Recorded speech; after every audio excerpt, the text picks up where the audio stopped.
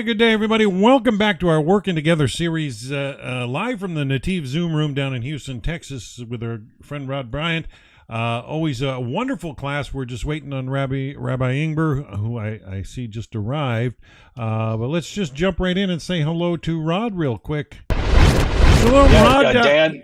Yeah, we haven't Shalom, done a class together in several weeks since before the high I know. holidays. And how have you been? And how's everything down in Texas? Well, look, I'm going to tell you, things are shifting in Texas. We have some great things getting ready to happen. As a matter of fact, our local community will start meeting once again, once a month at Torch in Houston at the Outreach Center with Rabbi Wilby Center. And we'll do a 10:30 a.m. class there once a month that will be, live on Zoom, but will also be attended by local Noahides Oh, in this awesome. Texas region. So we're very excited about that. And we're going to add another Thursday night class with Rabbi Wilby. So things are going well. Rabbi Karmi Ingber has been such an encouragement to our community. I'm Excellent. hoping that we see him in a couple of months, but I'm not sure that's going to work out because of what's happening in Israel. But a Oh, lot of trouble. very exciting things are happening in the Netiv. A lot of people are getting the information, and this is working. We're doing our part to be, as we have heard, lamplighters, emissaries of light. That's what our Beautiful. job is in this century. So I'm going to toss it back to you, and you can introduce our beloved rabbi. All right. Rabbi Ingber, we see you're in the group. How have you been? How is everything in Israel? We're so glad you're safe and everything's okay with you. We've missed you these last Yeah. number of weeks, but we're glad to be back with you today. So we're going to turn the class over to you, Rabbi. Thank you. Thank you. Yeah, things here are interesting. We had some bombs sent our way today.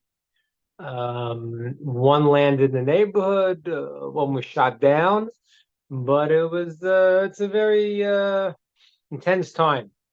And so, first of all, just Rod, I still hope the plan, God willing, for January, Texas is still on. So let's hope we're going to see miracles and wonders here, which we will. That's what we're believing will happen.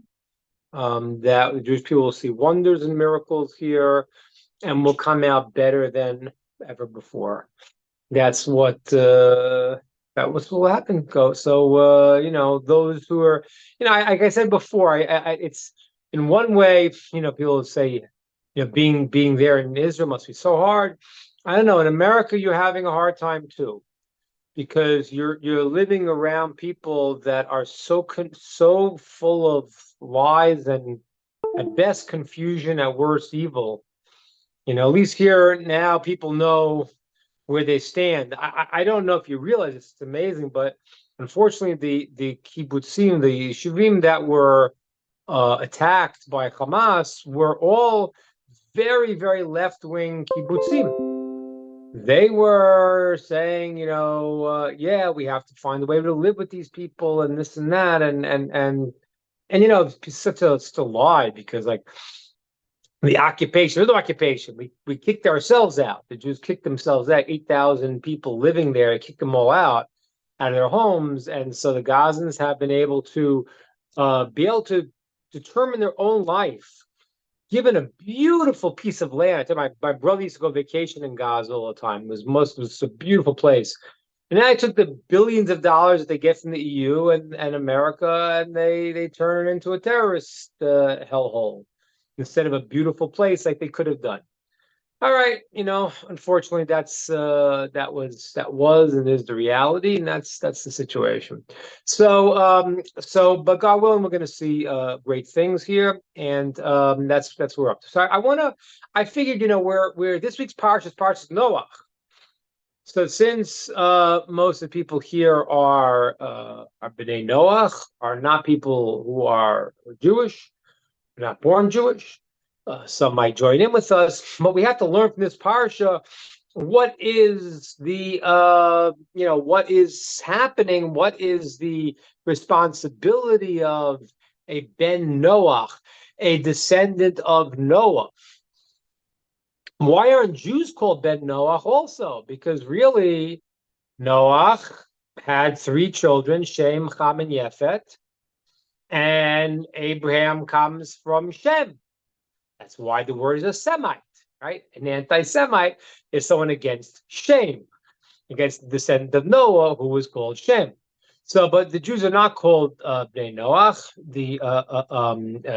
Everyone else in the world is called a Ben Noach. A Noachite is a phrase for Ben Noach. So, I want to understand a little bit what is the responsibility of the nations of the world, the Bnei Noach, since Noah.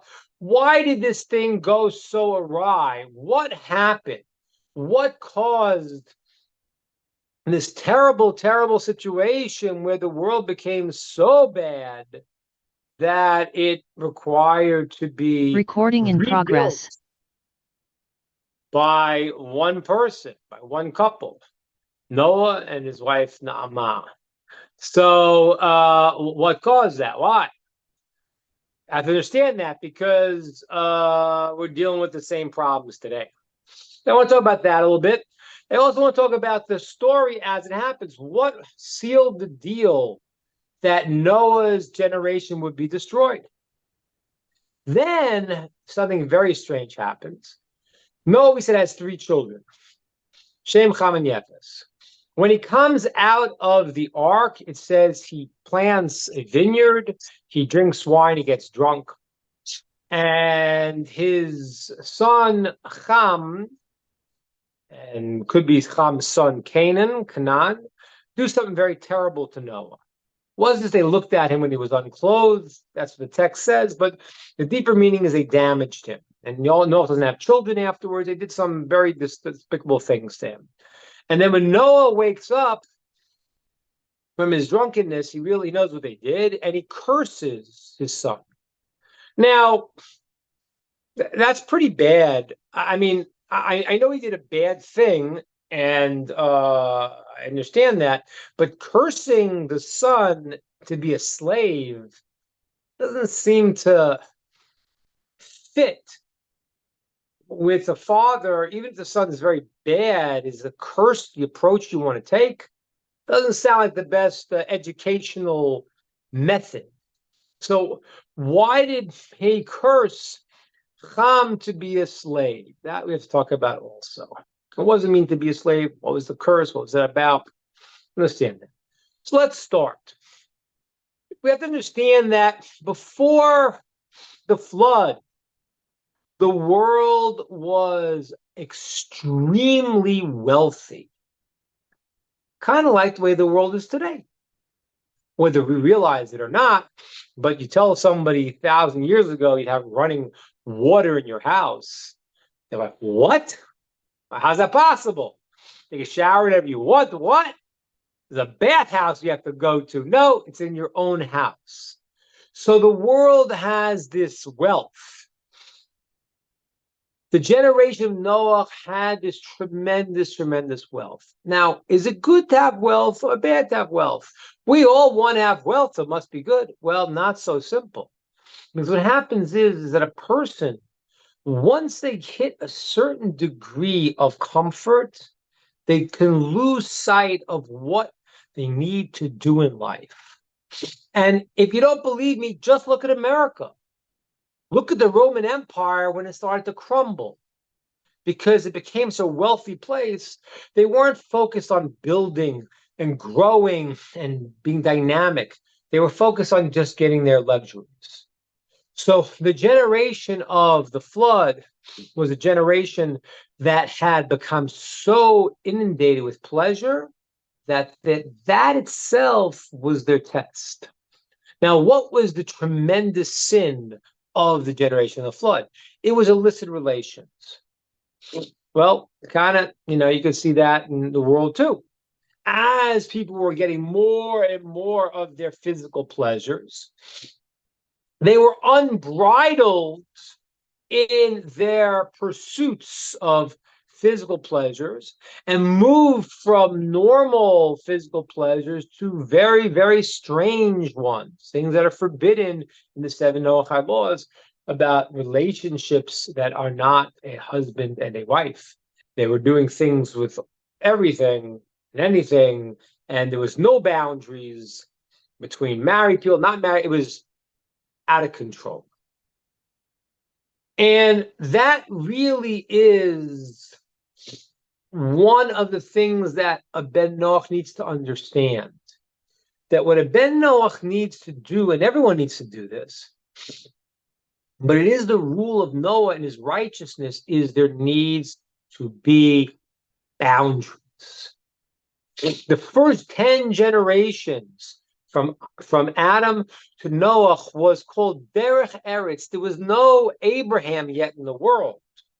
There was no obligation of the 13 commandments that Abraham is going to get. There was another system that preceded the Torah that the Jews have to do. And that is the righteousness of the 7 Noahide laws, which is based on a person setting up parameters with which within they live. When they lose those, everything's going crazy. And you just need to look at the world today and you see, whoa, this is what's happened. The nations of the world for many years kept boundaries. Even go and look, in the old movies, the TV shows in the 50s and 60s, they always had to have a foot on the ground. They sat on the bed. Do you realize how far the world has come from 1960 to today? And it's not that long. I remember as a kid, like the racy shows were Gilligan's Island, and you try to watch a TV show today, you can't. You can't let your kids watch it because they are being inundated and brainwashed with insanities, because once the fences were taken down, the whole thing went crazy. I once heard an interview with a beatnik. A beatnik were those that preceded the hippies. And they said, we didn't know what we did. We broke the barriers and we just unleashed the stuff. And that's what happens. Once the barriers are broken and people don't know how to line themselves up, then they get out of control. The first 10 generations were the times of Noah, and people had to have their boundaries. Abraham's job, which is going to be the second 10 generations, which is the Jewish mission, is not the boundaries as much. Of course, it's boundaries. But the boundaries that a Noahide needs to set up is to live within the boundaries of righteousness, to see God in your life, to act righteously, to have times of things. And the Jewish obligation is what's called Hasidic, not Sidkus, not righteousness only. It's seeing that everything is God. And that's why it's a 24/7 obligation. And we say if somebody wants to become Jewish, they could take that, but they don't need to. But the Noahide, and they need to keep the boundaries. They don't have an obligation to be 24/7 and to see God in everything, put all things, which is an obligation the Jew has. But they have the obligation to maintain the boundaries of the world and their own lives, and the society will flourish. Once they break those boundaries, all heck will break loose. Now, what I'm about to tell you now is a verse. I'm sure every rabbi in America said this Shabbat in their shul drushes. I know I would have in my shul. But what happens is the text says that even though they had illicit relationships and was terrible, that was not what decided the final decree to remove the world and cause the flood. What it was, the text says that the world was filled with Hamas. And every rabbi will say that because, yeah. Now, this is very fascinating that the group Hamas, I don't know what it means in Arabic. I don't know what it means in Arabic, Hamas. I don't know what it means in Arabic. But in Hebrew, the word Hamas means not just theft, a type of violent extortion, robbery, a kidnapping, destruction. That's what the word Hamas means. So, by the way, did Hamas know that when they took the name? Maybe yes, maybe no. But the truth is, the name of something is very, very significant. My wife has a saying, the Gemara, the Talmud says that the name is a signal. So my wife always points out, she has a friend named Tirza Singer, who's a singer. Guy we know named Chanach Teller, who's a storyteller. If they would have understood about Trump, they wouldn't have had a problem. because his name is Trump. He is going to trump you. That's what he does. That's the art of the deal. Read the book, it's like that's what he does. So every person, their name is very significant. So Hamas is this unbridled, uncontrolled, brazen theft, murder, kidnapping, out of control, just stealing, but it's not just stealing in a way where you have embarrassment. There is no embarrassment. And that's why it sealed the deal. Because it's one thing when people have their desires, they can't control it. The society, once the society says there are no boundaries, I am not embarrassed to do this because it's okay, no one's going to stop me, then the society is finished. And I want to tell you something, it's really quite amazing, because the fact that Hamas did what they did, it should have been a wake-up call to any human being who had a doubt. Most people who knew really always knew, because it's like when Iran and Hamas and Hezbollah and everything else, ISIS say, our goal is to kill you all.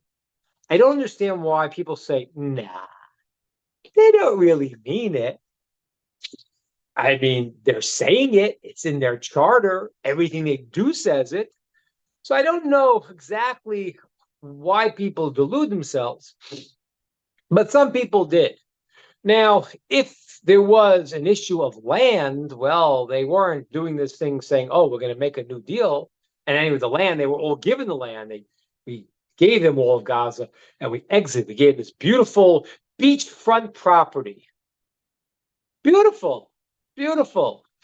So, but what they did was they decided to maim, kill, murder, and then to publicize it. Now, they should have said to themselves, well, people will see this and they'll see right through us. That's what they should have said. But they realized that nobody cares. They realized, just like the generation of the flood, they can fill the world with Hamas and destruction, and people will say, yeah, that's a great idea. It's quite amazing, ladies and gentlemen. And for those now, and this is a very, very deep thing I'm going to tell you now. I'll tell it to you in the most basic way, but this is a very great, great principle in the mystical writings. There's a process called separation that happens. And this separation is happening right now. There can't be anybody left who doesn't see. If somebody is still saying, yeah, free Palestine, then that's not what it's about, right? I said Ben Shapiro had an interesting thing that a person had signed, queers for Palestine. It was very fascinating because if they went to Palestine, they would be killed, right? They would be killed. They'd be stoned thrown of a building.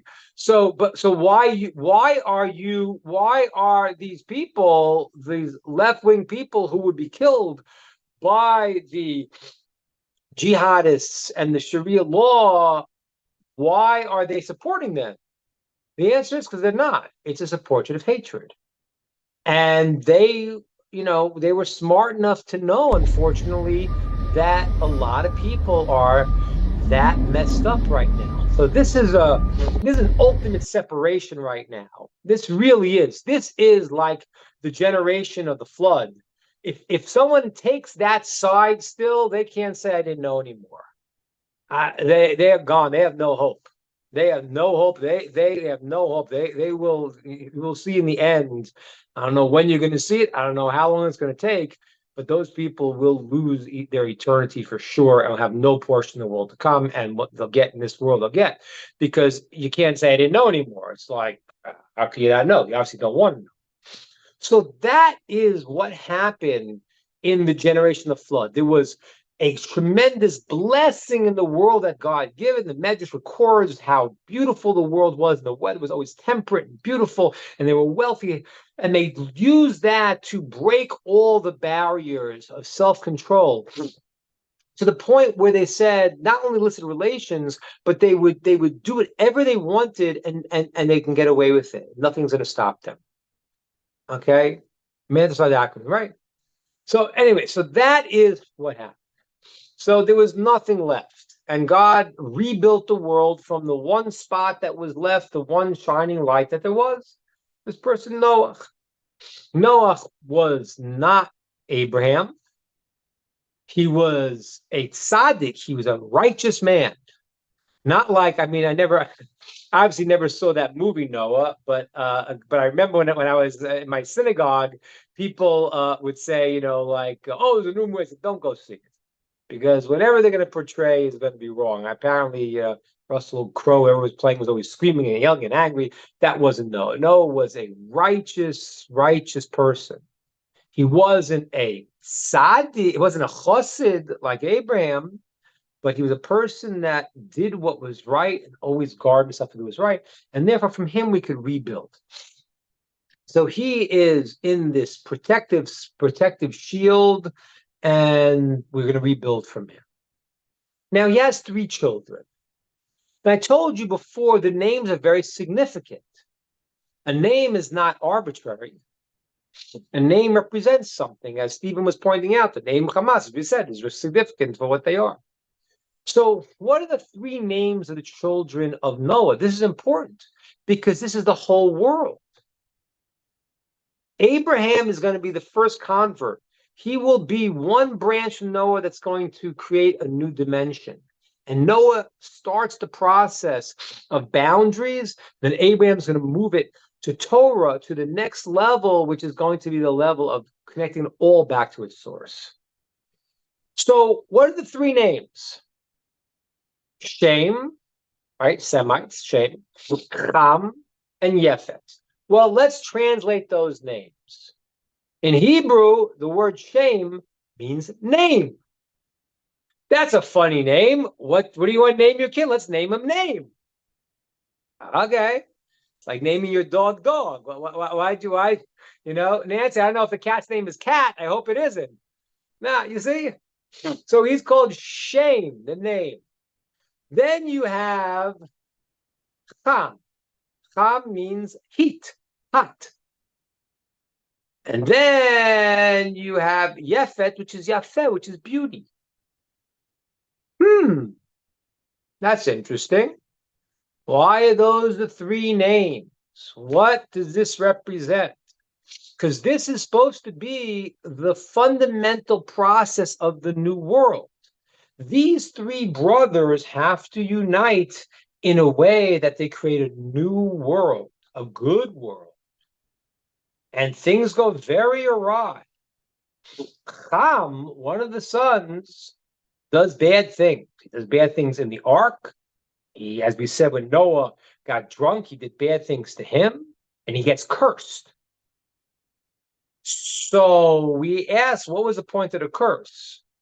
Well, let's first talk about the ideal relationship between these 3 brothers and what it was supposed to represent in the world. I think of the example of a band. You have a band. I want to write a song. So the song needs a beautiful melody, needs a tune. And then you need the rhythm. And then you need the words to the song. Right? That's the way a good song is written. As I said, we're far along in my new album, very excited. But right now, that's the way you write a song. You want to have some kind of rhythm, some kind of drive. You want to have some kind of beauty of the tune. And then you have the word, which is the crown, which gives it the meaning. That's the same thing in a person. A person needs to have a drive, something, a passion. A person who their lives are like, whatever, I don't care. I have no ambition, I have no drive. They're not doing anything. So you need ambition, you need drive. And then you need to have an aesthetic appreciation for some values, for wanting something, for making something, for building something. And then you need to have a purpose of what you're doing. These were the 3 sons of Noah. Ham, which means heat, is exactly that. He was the power of the drive. He was passion. Yefet, which later will become Greece, comes from Yefet, one of the descendants of Yefet, was beauty. He was appreciation of an aesthetic beauty. And aesthetic beauty is not nothing. You really need to have, because when you're a baby, what you want to do is you want food, and you cry because you want to eat, and you want to comfort. You want all physical things. You get a little smarter, a little wiser, a little more advanced. You appreciate something that is beyond the physical. That's an elevation of a person. It doesn't happen when you're 1 year old. So there's an appreciation, and that has to do with already personality and not just my drive. It's who I am, what I want to do, but and a certain sense of beauty. And that, in my analogy, is the music to the song. And then the lyrics, the words, is going to be shame. Shame is the name. The name focuses on what is the purpose. What are you saying in the song? Like, I'll give you an example just on music. So one of the greatest songs ever in the secular world, because King David's is obviously a whole different thing. But in the secular, one of the greatest songs was a Beatles song called Yesterday. Right? Just the word yesterday and how it fits in with the music is beautiful. I don't know if you all know the name of the song originally. It's originally called Scrambled Eggs, because Paul McCartney didn't have lyrics; he had the tune. So he's just singing scrambled eggs, da da da da da da da, scrambled eggs. Now, if that song would have come out as scrambled eggs, it would not have been so great. So the words, though, convey the purpose. And that's the way the world has to structure itself. The Jewish people come from shame. So they have to go and say, this is what God commanded us. This is how we have to act. This is our purpose. The nations of the world have to create the dynamic where they say, we want to rally around the purpose of this world, of the shame, to elevate the world, to make the world a great place, to make a godly place, and how to do that. And they have to add the passion and the beauty and create the circumstances and facilitate the ability to, in the physical world, represent what the purpose is. And that's the story of poor Cham.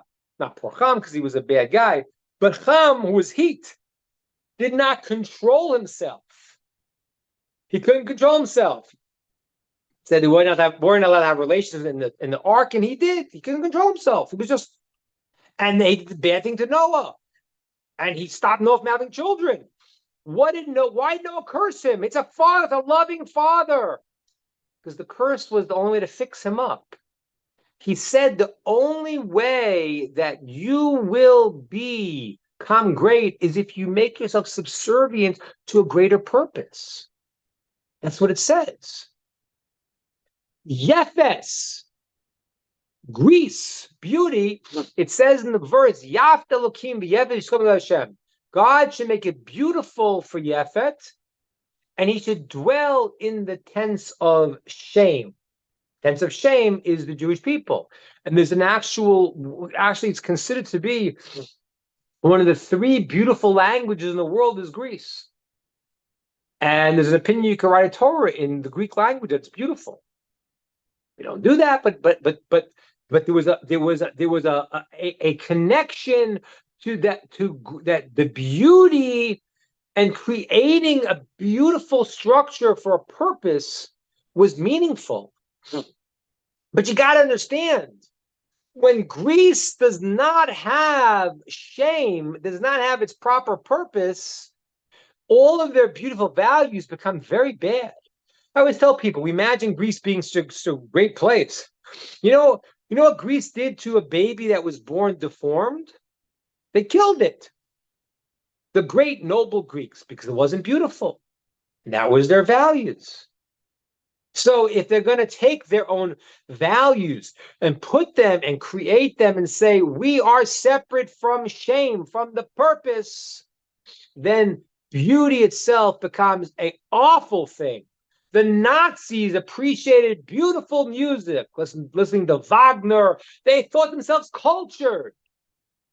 But the culture without the purpose in the world, without the shame, without understanding what we're doing, where we're going, becomes a thing that sucks and destroys.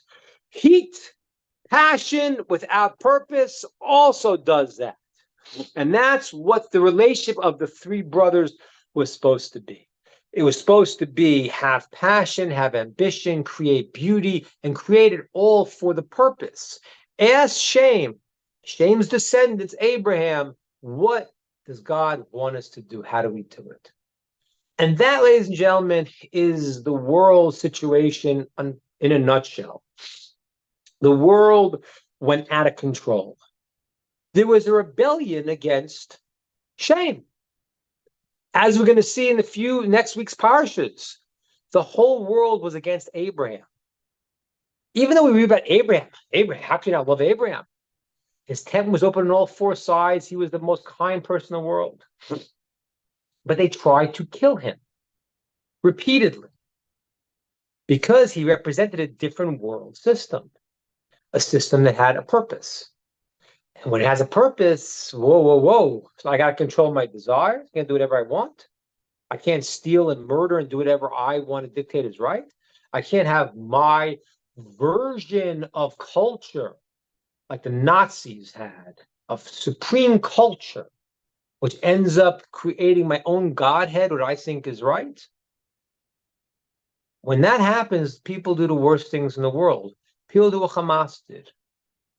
And people sign off on it. That is what happened then. The world ran amok. And that's why there was nothing left good. And from there, God said, okay, we're going to build it. But Shem, Cham, and Yefes did not get it together either. Cham went out of control. He had to be cursed in a way that he has to become subservient to the purpose because he couldn't allow himself. He was out of control. And Yefes, maybe he could have, but he didn't. That's the blessing that Noah gives Yefet. You have to dwell in the tents of shame. You got to use your ability for aesthetic beauty, but with the purpose of shame. And that's the lesson that for all of us right now. That's the lesson of the Parsha of Noah. Anyone right now, there is the great separation. Those who will make it and those who won't. Those who embrace evil. And that's what they get. It'll burn itself out and it'll get what's going to get in the end. And those who don't should see clearly right now and say, listen, all the Noachites that I'm speaking to, I know I'm speaking to some Jews also, but all I'm speaking to have to say, I need to put the boundaries of my life. You need to be careful. It's very nice that we have all the pleasures we want in America, wherever you're listening, but you need to guard yourself because those unbridled pleasures, if you don't keep the purpose and say, I can take my good food that I have and eat it for the purpose that I could do good things in the world and have a purpose. Once you get stuck in the unbridled pleasure, it goes out of control and it leads to sick pleasures. This great principle of Nachmanides says, an incredible idea. Why today you look in the world and you see more and more bizarre things? Because all the pleasures that are natural have no boundaries. People say, I want to try something weirder. And that becomes normal. And that's now not weird enough. And you can't get out of it. So you need to be careful now. Thank God you have a comfortable world. But you got to say, I need to create my boundaries. I need to go towards my purpose. Once those boundaries are broken, just look at the world. Look at America. Look from 1960 till today. Today is like, oh my gosh. I don't understand it. I don't understand how somebody can put on a television set and be like, what? But that's what happened.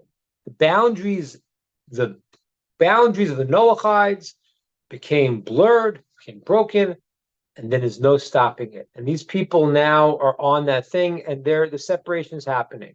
So say, thank God that you can be one of the people who see through this, know that you need the boundaries, and that is the derech eretz.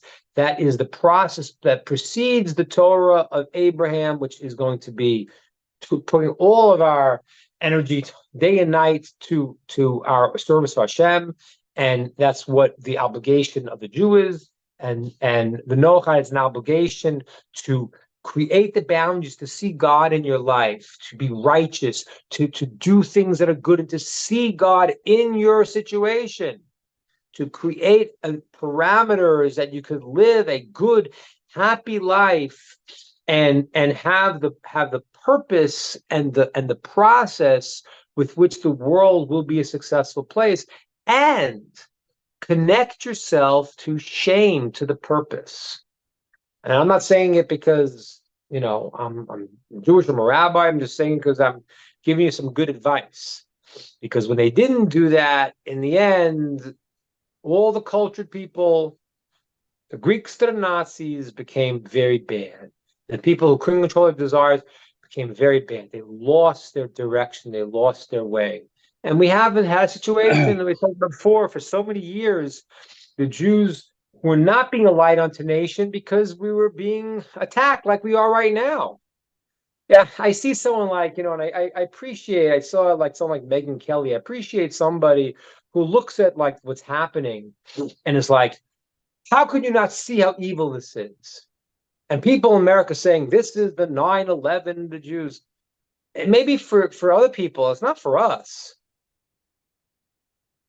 This has been going on for years.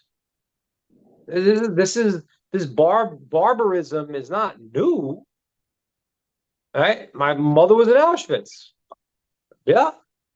This is like, the world has been very barbaric for many, many, many generations, doing crazy, crazy, terrible, awful things. And very often in the name of culture. The Nazis consider themselves very cultured.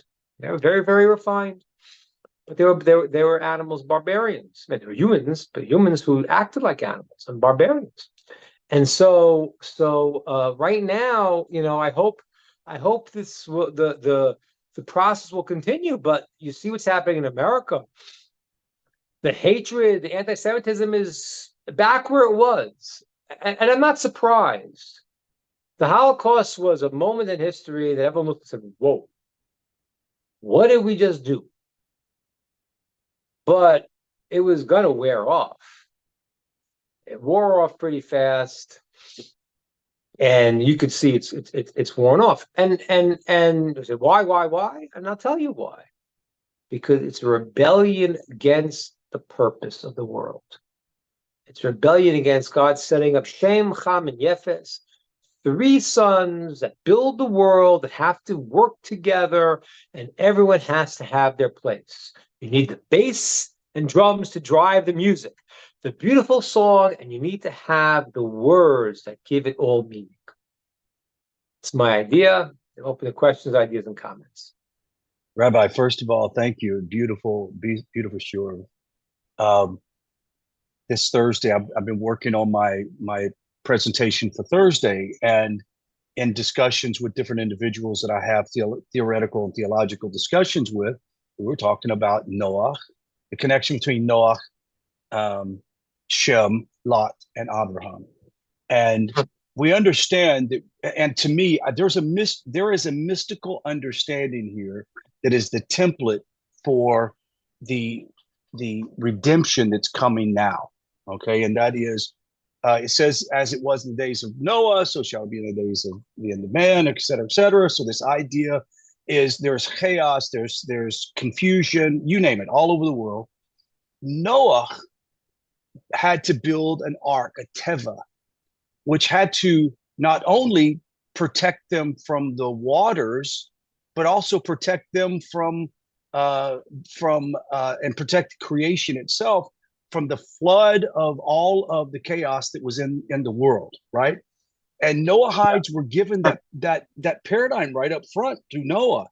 It's important that you build a teva, build That's an right. art, build a word. And we as Noahites realize that's the word of wisdom that comes from Adam, right? All the way forward. And then Lot comes in. He's I still believe that Lot was a very righteous man in the sense that he knew what to do. But the problem is his teva came down and his compassion overruled his ability to guard himself from the influences of that society. He was trying to influence, he was trying to do his best, and ultimately it failed. And I think that that's sort of a template of the Noahide in the world.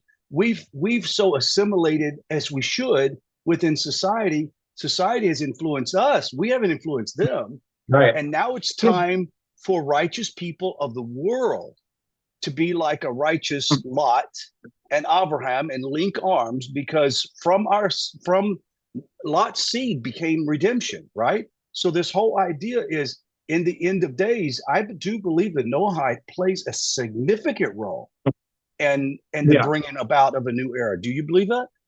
Yes, and I you know, and that's why I talk about the relationship of it's called the Jews have to be the internal and the nation have to be the external. That's why I'm trying to give you the insights of what you should build in the world.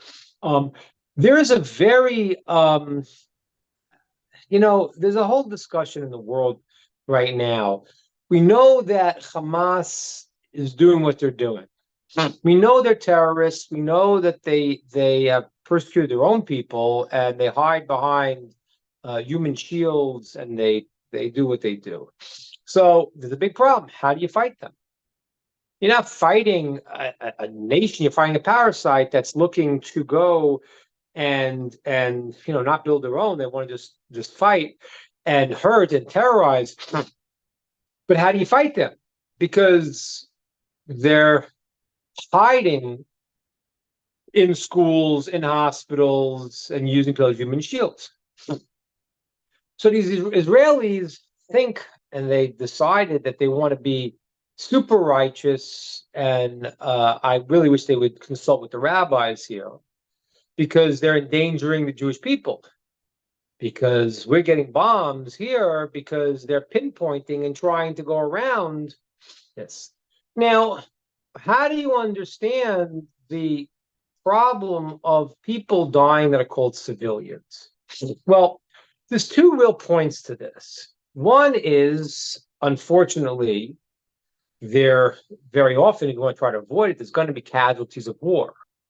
So you're not trying to kill civilians, but that's going to happen, and that the world may or may not understand. But there's a bigger question here, which is a very fundamental question, which is Hamas was elected democratically by the people there.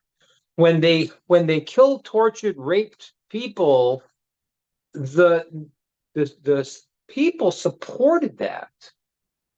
So when is the part that the innocent civilians are no longer innocent, but they are also terrorists? If you support the terrorists, are you not one? Even if you are the one giving them support food, are you not part of that?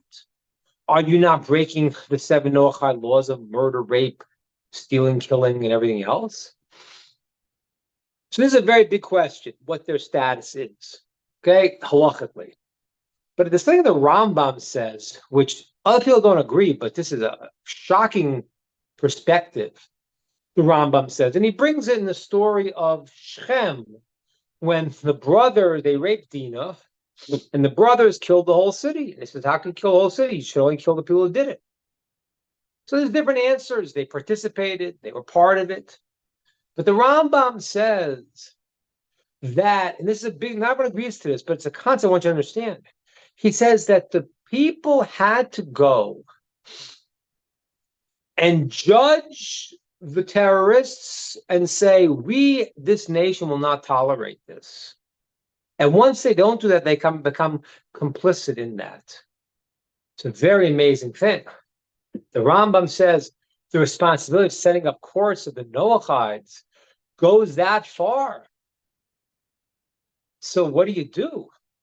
How do you do this? How does a righteous Noahide stand up? How does a if there are, and I don't know that there are, but I imagine there are a couple people, somebody in Gaza who's not fully brainwashed. What does he do? How does he do it? Very hard. Well, Very hard. the best thing, What one of the things, you have to do is you got to know what is right. You have to daven to right? Hashem to assist you in the process, and you got to do everything within your capability. Hashem does not judge anyone for what they are not able to do. Jacob's important. Remember, Hashem only judges us with what we could do within our capabilities to do. So therefore, you can't, but you got to do what you can.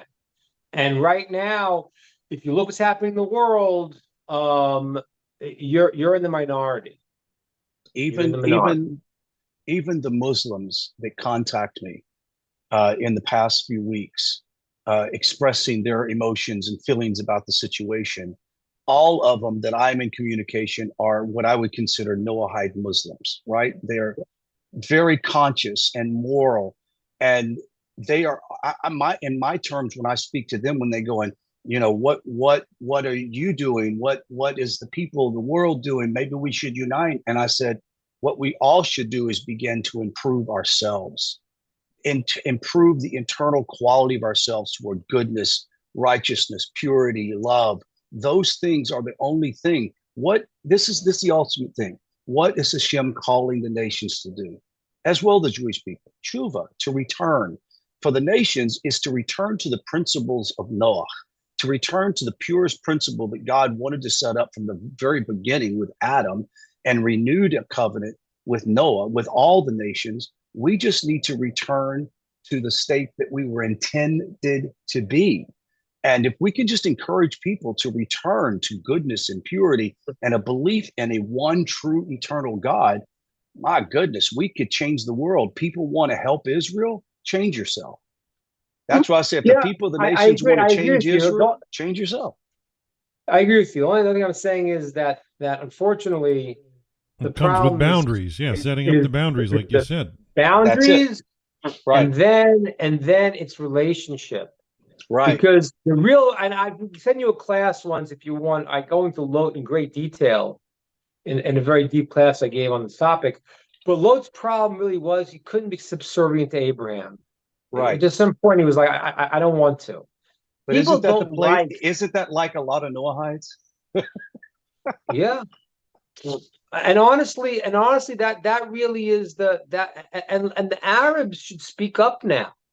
I sent you, Rod, the Saudi Arabian reporter talking about. Oh yes, it was great.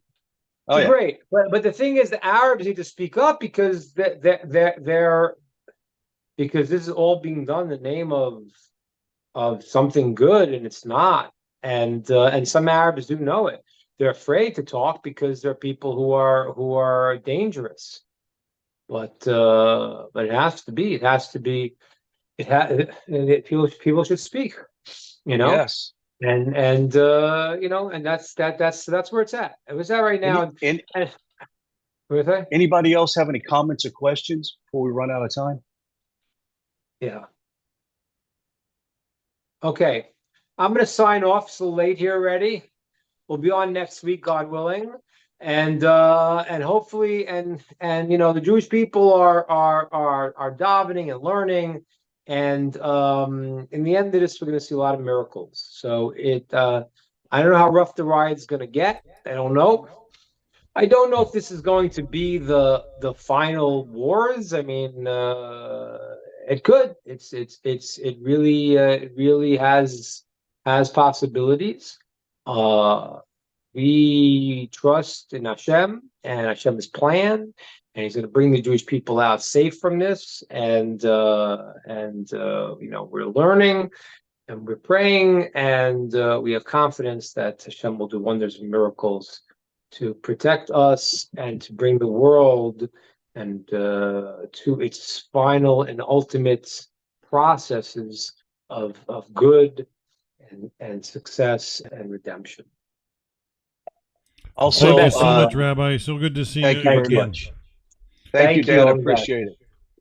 Don't Well, forget, Rod- guys, 7 o'clock class on Tuesday, Duties of the Heart with Rabbi Weissman. Thanks, Nancy, for posting that up. I appreciate it. Dan, it's all yours. Oh, just so important. I love how he brought out about establishing boundaries, and I think what a lot of people need to realize is the complicit nature of what they're calling innocent civilians is not as innocent as some people would have you believe. I mean, it's they're complicit in the fact that they elected their officials who were hell bent on wreaking havoc against the Jewish people, and they support them to this day. That's exactly right, Dan. Exactly right. It's a big fake. A big fake. Yeah, well, that's where the term human shield. I mean, that's so cowardly, but it's vicious. It's vicious. And so we pray that you guys have wisdom and strength and fortitude to resolve the whole of the matter to its root. And we're glad to see you're safe, Rabbi. And I hope, we look forward to seeing you again next week. Thank you so much. All the best. Bye-bye. Shalom, guys.